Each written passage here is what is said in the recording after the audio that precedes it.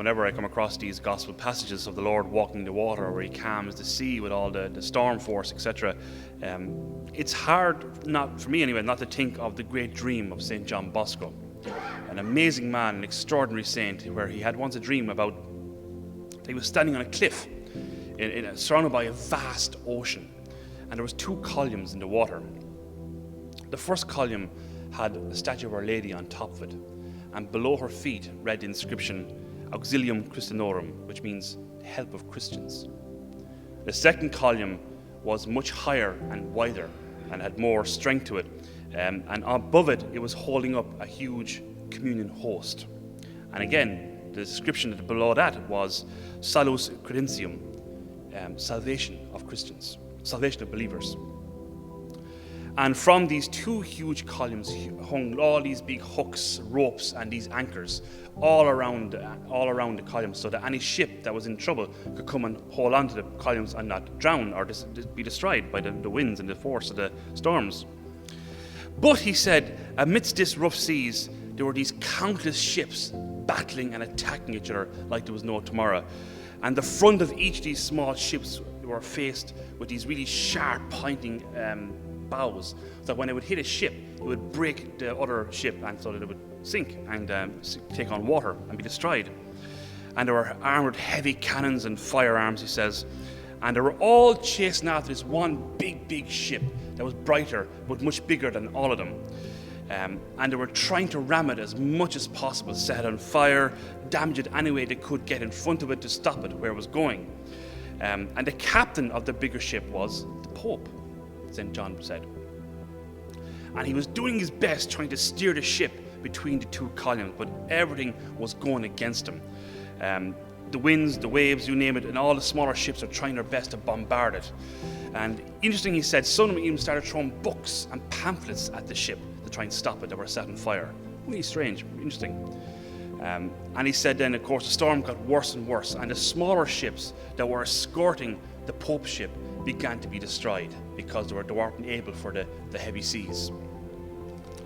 And he said at this stage the Pope was straining every muscle to steer the ship between the two columns as the combat got worse and worse and worse the closer the ship got to the two columns. And of course they began to ram it as much as possible at this stage, to the point where they started using their fists, he said, to bang at the hull of the Pope's ship, blaspheme and curse it in hand-to-hand combat. But the flagship kept its course. And he said at one stage the Pope was injured twice and was killed, but was soon replaced by another Pope. And he said at that point the enemy began to lose hope, because they had launched everything they could at this huge flagship. But the new Pope, managed to get the ship between the two columns, and he hooked up the two anchors, and the ship was sturdy amongst the seas. But then he said something very unexpected happened in the dream, he said. The whole surface of the sea began to get really, really violent, and all the smaller ships that were attacking the bigger ship began to hit each other and destroy themselves. They were in such a confusion and chaos, they began to hit each other and be destroyed. And all the smaller ships who were battling alongside the Pope's ship, they began now to take refuge along the two pillars. Even those other smaller ships, he says, who were standing by at the outset, who wouldn't engage in the fight because they were too afraid, they began to make their way to the two columns in the middle of the sea. Now, after this, he said, once the ships were anchored up and all this, a great calm came over the whole ocean.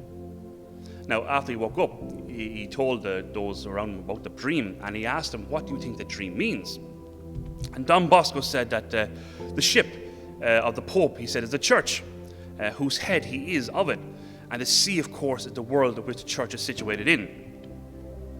He said those who defend the huge ship are the good people who love the church, and the others are her enemies who are doing their best, of course, to annihilate her. And the two pillars of salvation, he said, they seem to be devotion to Mary, the Immaculate Heart, and the most holy sacrament of the Eucharist and confession. Friends, when we come to Mass, or we consume the Eucharist, or we hear the words of absolution from the priest, or we recite the Rosary with love and faith, we are anchoring ourselves to those two pillars. Folks, I needn't tell you that we live in times of unparalleled confusion. I mean, real serious confusion and extraordinary rebellion inside our church that hasn't probably been seen since the 1700s, or indeed since the Reformation. Really serious rebellion. Most notably by those who should know better. And they're doing enormous damage with their own fists, blackened mouths of hatred. And folks, I have no doubt it's going to get worse. It's going to get uglier. But ultimately, it'll prove to no avail. That's why I think we would be well and wise to anchor ourselves close to Christ in the Eucharist and in Our Lady's mantle of protection for the sake of our souls, folks. Because when we do this, as Peter was thinking in our gospel, Christ immediately reaches out and holds us close to him. So we don't drown or we don't sink in a sea of confusion, doubt, fear, evil, and cowardice. So friends, I would say to you today, don't be afraid of the attacks against the faith. Don't be afraid of the attacks against the Lord's church. No matter how difficult and rough the seas may get, keep your focus on Christ. Peter did it at the beginning, but he soon got distracted by all the waves and all the wind. Keep your focus on Christ and keep close to Our Lady, and you will be safe and all will be well.